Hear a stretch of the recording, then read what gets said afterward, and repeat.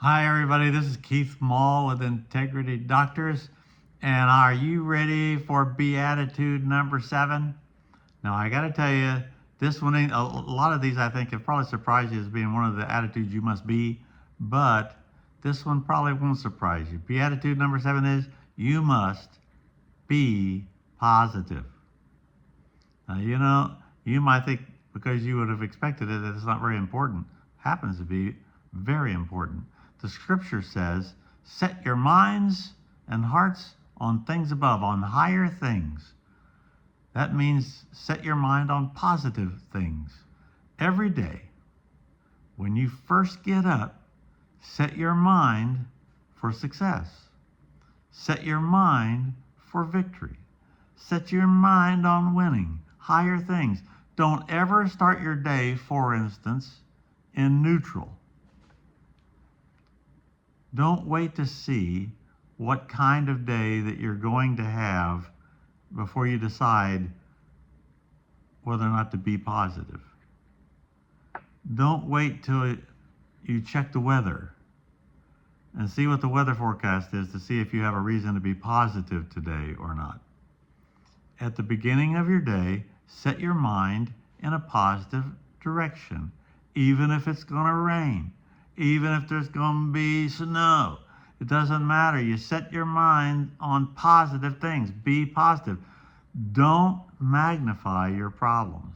Now, I can say that, but most of us do. You say, oh, no, most of us magnify our problems. We magnify our problems. We start thinking about it, and the longer we think about it, the more upset we get. I know people, there's been times when I've woke up and I start thinking about a conversation I need to have with somebody, and the longer I think about it, the bigger that conversation, that argument gets, and before you know it, I'm all upset, and I haven't even talked to this person yet. Don't magnify your problems. Magnify your God. Magnify your successes. Magnify the Lord. The bigger we make God, the smaller our problems become. Learn to focus and magnify your possibilities. Now, wouldn't that be something? What if you magnified your possibilities today? Start expecting to be at the right place at the right time.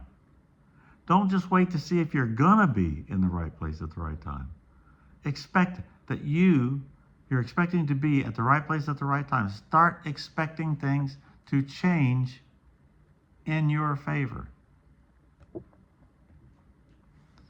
Now, does that mean that you're not going to have some things that happen in the day that might be really cruddy? Maybe in the week, maybe in the month? No, of course.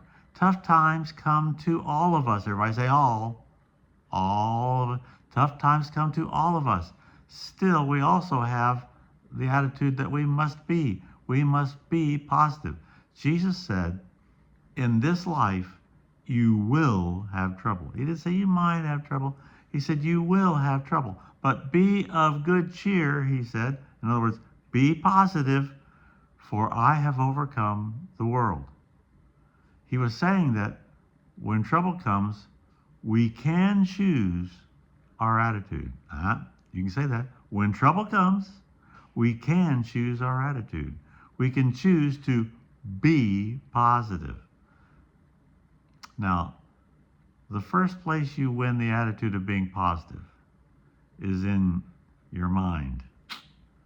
Make up your mind that today you're going to think positive, excellent thoughts, and you will be propelled toward greatness when you do. Here's another one, another scripture that I think helps us with this. The scripture is what helps us the most with being positive. Philippians 4:8 says, hey, whatever things are noble, whatever things are just, whatever things are pure, whatever things are lovely, whatever things are of good report, and if there is anything praiseworthy, think on, meditate on, focus on, concentrate on these things. Now, if we're honest, if we did that, if we actually did that, and we did that every day, we've just now blown up about 99% of our thought life, haven't we? I mean, whoa, a whole bunch of stuff went out of there. Whew. I'll tell you, when we do this, though, it makes it possible to be positive. But we hate to do that kind of thinking. We hate this thinking on everything that's lovely. I mean, how gross is that? It just seems like meditating on the troubles and on the bad is so much easier, so much more fun, even, it seems like to me. Now, you must make a choice to keep your mind focused on better things. Otherwise, it's just not going to automatically happen for you. The true positive people are positive under pressure. Kind of an interesting little example, NutraSweet. It's a fake sugar. Now, it tastes sweet. You would say that it's sweet. You might even say that it's sugar. The problem is you can't cook with it, because if it's put under fire, if it's put on under heat, it becomes bitter instead of sweet, because it's a fake sugar. Many people who say they are positive, you find out when they are put under fire, when they're put under the heat, they turn bitter instead of sweet, instead of being positive. They are proven to be a fake positive, a fake sugar. Anybody can be positive when everything is perfect. Don't give yourself any trophy there. When there are no obstacles, I'm sure you'll be positive. But it's when faced with what might even seem insurmountable odds, and when you're put under pressure, the fire, that's when the true positive reveals themselves. That's what it'll mean to be positive. So I got a question for you. Take your halos off now on this, because this is going to be kind of interesting. How often do you get upset? How often do you think you get upset? Do you get upset every day? No, Keith. No. Well, I don't know. We better think about this. Every day, or maybe every hour would be a better one. I might even say, has it gotten easy for you to get mad? Has it gotten easier for you to quit? Or maybe it's even got, have you ever noticed that it's getting easier to get your feelings hurt? Now, of course, that's not the definition of being positive. So I would ask you, is it possible for you to go all day long without ever getting upset or mad or getting your feelings hurt? Well, it is possible. I mean, the answer is yes, but do you think that you can go all day without it? Now, this is what's part of the magic of a dream. Your dreams will control your emotions and can keep this from happening when you stay focused on, like Philippines, that everything that's lovely, everything that's good, everyone that's praiseworthy. That's what you think of. Everything that's noble, everything that's good. But you guys, most of us are in the habit of getting hacked off. That's just the way it is. Getting mad is actually a habit. You say, no, Keith, no, that's not me. I only get hacked off when, every full moon. Well, it hardly ever happens. And when I do, I have a good reason. I only get hacked off at good reasons. Well, face it. The truth is, most of us can't even drive a car without getting hacked off. We get mad at the light. We get mad at the people in front of us because they won't go when they're supposed to go. The light's green. We get mad at the car, at the radio. We get mad at the speed limit. It ought to be higher than this. So, I don't know, maybe we should take a 30-day test. How about a 30-day test for you guys? Just take this for yourself. Pull out a calendar, just one of those simple cheap calendars.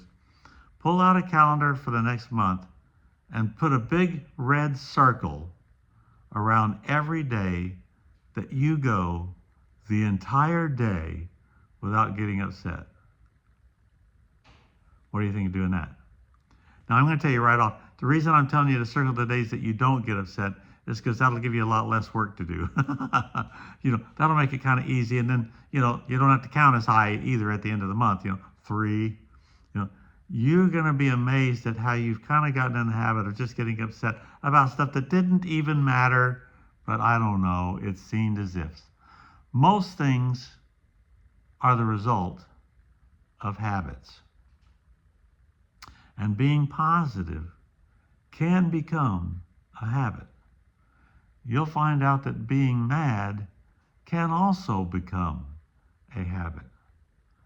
So can, just to get even more personal here, so can being broke, being sick, being in debt.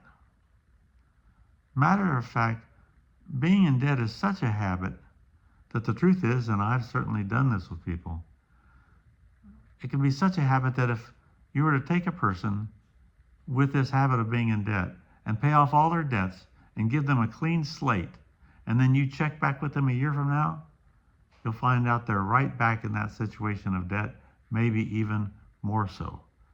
Because that's just the way they live. They think they thought it was that they didn't have enough money. No, they're just in the habit of doing everything that will put them in that situation.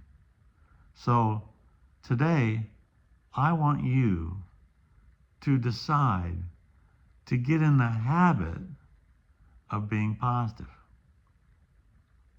Now, another little helpful thing to do. Here's a sign that you could put in your office that might help you stay positive. It's a sign that I saw while I was snow skiing years ago, and it said, "Jump the bumps." Now, that's a simple 3-word sign. Easy one to put on your computer, but it might help you to remember, the car ahead of you that you got mad at, that probably was just a bump. Jump the bumps. I believe that means don't let the little bumps knock you over and wipe you out where you have to struggle to get up. Learn to jump the bumps. Make sure that it is something really big, like a mountain that causes you to get upset and literally knocks you off your feet. It should take something bigger than that. It should take something huge like a tree. If you're skiing, you run into a tree. I did that once. That'll get your attention. It should take something like that, not just a bump. Maybe we need bigger problems before we get upset. What do you think? Make sure that it is something major that knocks you over. Have you ever found yourself, for instance, arguing about things that really don't matter? I don't know. I think it's pretty easy to do. And as a matter of fact, I've asked a lot of times, I'll ask people, okay, well, what are you upset about? And then they'll say, well, I know it won't seem like a big deal to you, but well, do you know why it won't seem like a big deal to me? Because it isn't. That's why. You can choose to be positive just as easy as you can choose to be upset or angry or have hurt feelings. Here's another little exercise you might try. Start listening to the compliments that people say about you.